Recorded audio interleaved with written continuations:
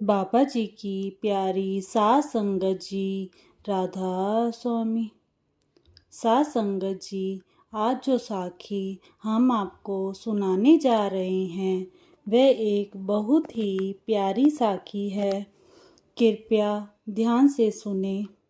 आप सब जानते हैं कि बाबा जी संगत को तारने के लिए, दर्शन देने के लिए देश विदेश जाते रहते हैं। वहाँ पर भी सत्संग घर बने हुए हैं। वहाँ पर जाकर बाबा जी सत्संग करते हैं। सत्संग के बाद सारी संगत कैंटीन में कुछ खाने पीने के लिए जाती है और वहाँ कैंटीन में लाइनें लग जाती हैं। ऐसे ही एक दिन बाबा जी भी जाकर लाइन में लग गए। बाबा जी का भी कुछ खाने का या संगत से मिलने का मन किया होगा, क्योंकि वहाँ की संगत बाबा जी के पीछे नहीं भागती है। बाबा जी आराम से संगत के बीच घूमते रहते हैं और संगत प्यार से दर्शन करती रहती है और सब बाबा जी से बात भी कर सकते हैं। जब बाबा जी लाइन में जाकर आलू पूरी और सब्जी लेकर आए तो संगत में से एक बीबी बोली, बाबा जी आप मेरे साथ बैठ जाएं, यहाँ पर सीट खाली है। तो बाबा जी बोले कि तुम कितनी देर सिमरन करती हो? तो वह बोली, बाबा जी मैं आपसे झूठ नहीं बोलूँगी, मैं सिर्फ 1 घंटा ही सिमरन करती हूँ, क्योंकि मेरी टांगों में दर्द रहता है, मुझसे ज़्यादा देर बैठा नहीं जाता। बाबा जी हंसने लगे। इतने में एक भाई ने आवाज़ लगाई, बाबा जी आप मेरे साथ बैठ जाएं। तो बाबा जी ने कहा, बेटा आप कितना सिमरन करते हैं? तो उस आदमी ने कहा, बाबा जी मैं 1.5 घंटा सिमरन करता हूँ, मेरे पास इससे ज़्यादा टाइम नहीं निकलता, मैंने और भी काम करने होते हैं। तो बाबा जी हंसने लगे और बोले, 10-10 मिनट रोज बढ़ाओगे तो एक दिन पूरा समय हो जाएगा। इसके बाद फिर एक बीबी ने आवाज लगाई, बाबा जी आप यहाँ बैठ जाएं।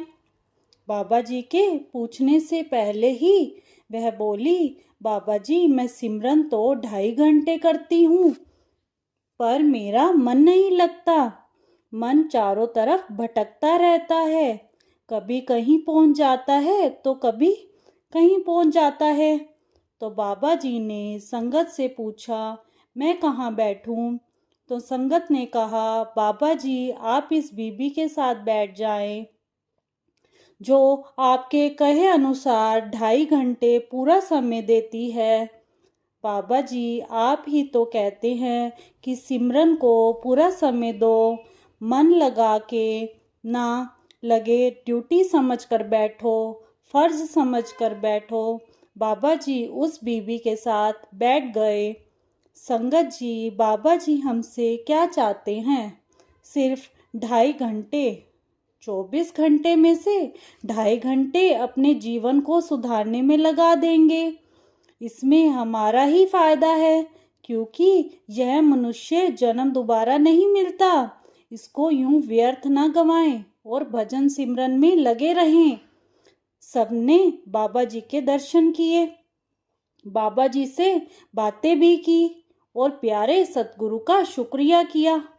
बाबा जी बोले, मेरे पास अक्सर सत्संग में शिकायतें आती हैं कि मन उनको अभ्यास में नहीं बैठने देता। वह बहुत आसानी से मन के बहकावे में आ जाते हैं। अगर आत्मबल नहीं है और शरीर कमज़ोर है तो इलाज ही क्या है? आसन पर बैठे रहने और रूह के समेटने से ज़रा सी भी तकलीफ होते ही मन अभ्यासी को भजन से उठाने के लिए उकसाता है। हमें इस अटल नियम को याद रखना चाहिए, बगैर तकलीफ के कुछ भी प्राप्त नहीं होता। बाबा जी कहते हैं हमें सिमरन से थोड़ा उठकर 2-4 कदम चल लेने चाहिए, फिर बैठ जाना चाहिए। विदेशों में बाबा जी को जो संगत प्यार से बुलाती है, बाबा जी उनके घर खाना खाने पर भी जाते हैं। एक बार बाबा जी लंच में किसी सेवादार के घर खाना खाने के लिए गए तो सर्दियों के दिन थे। उन्होंने अपने लॉन में बाबा जी के लिए खाने का इंतज़ाम किया था। जब बाबा जी वहाँ जाकर बैठे तो एक मोर वहाँ पर आ गया। उसने आकर पहले बाबा जी को सिर झुकाकर प्रणाम किया और बाबा जी के सामने नाचने लगा। यह सब देखकर हैरान थे कि पहले तो कभी मोर इस तरह से लॉन में नाचने के लिए नहीं आया। जब तक बाबा जी वहाँ पर रहे तो वह मोर बाबा जी के सामने खूब नाचा और बाबा जी ने उसे कुछ खाने के लिए दिया तो उसने खा लिया। बाबा जी के जाने के बाद मोर वहाँ से चला गया। अगले दिन वही मोर फिर उनके घर आ गया और बाबा जी को देखने लगा।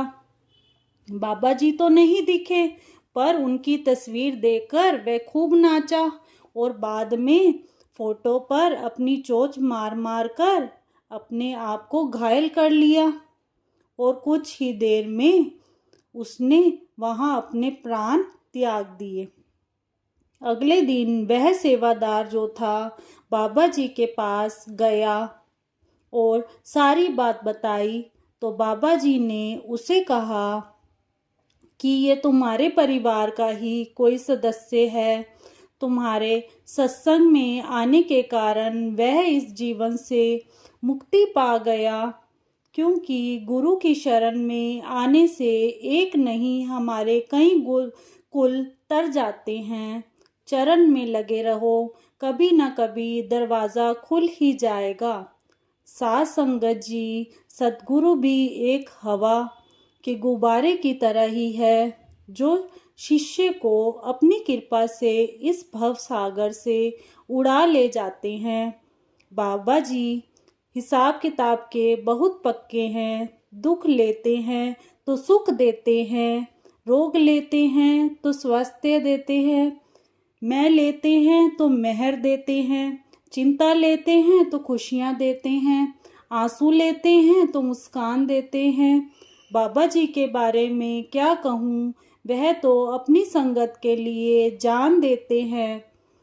परिवार की आर्थिक सुरक्षा के लिए हम लोग बीमा कराते हैं। हम सारी उम्र पैसा देते हैं, मरने के बाद इसका लाभ घर वाले लेते हैं। एक बीमा खुद के लिए लाभ के लिए भी करवाओ।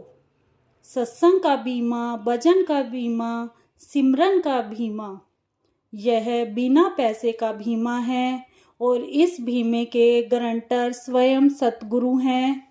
सांस छूटते ही बीमे का तुरंत लाभ, जिंदगी के साथ भी जिंदगी के बाद भी। राधा स्वामी।